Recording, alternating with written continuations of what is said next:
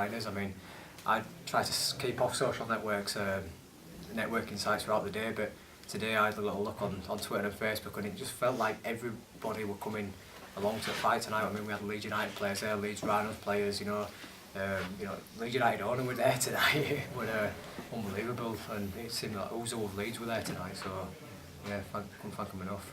We're just going to have to get Keith Lemon to bring the belt out with him next time, and then we get everybody. Stephen and Keith Lemon, what happened to that? Any other questions, guys? Josh, you said a few weeks ago that you're putting the day job to one side and training full time. How much of a difference has that made, do you think? I think it's made a massive difference. I mean, Phil Reddington and the team at Dental have been superb throughout.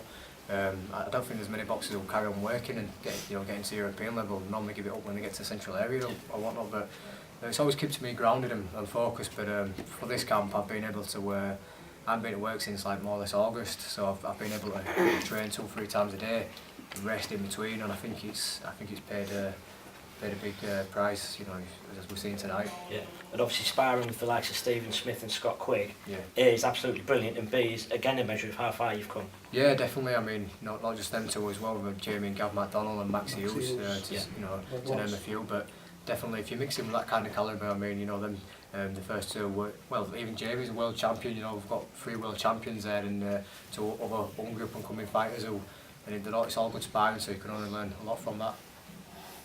Eddie, when you look back at that Summer Maroon fight last year in Hull, that was a time when you were trying to grow boxing in Hull commercially, so probably would have been best at that time for Summer to win. Steady. 12 months later, now you're with Josh, 7,000, it must be a hell of a ride. Yeah, I didn't know who'd win that fight, to be honest with you. I didn't know a lot about Josh. Steve was, telling me about him for a while before then, but what I saw was a young fighter go into someone's backyard, take the opportunity and win, and that was a fantastic performance. Stopped him late on, and from there it was, he sold a few tickets there. Then we went on and boxed Rendell Monroe. Brought a few to Manchester, and then we took a quick gamble to come here on probably 3-4 weeks' notice. We had a date with Sky, and we came here on a Wednesday night. And he beat Martin Lindsay for the British title. But what we saw there on a Wednesday night was the start of something. And what we've seen tonight is the progression of that. And when we come back, it's going to be even bigger. So it's really, really exciting. I've not seen this kind of support and this kind of quick growth in a city for boxing for some time. And you hope that, and by the look of everyone loved it tonight, and everyone had a great time, which means they'll be back. And it's great to have that kind of support and that kind of buzz around the fighting.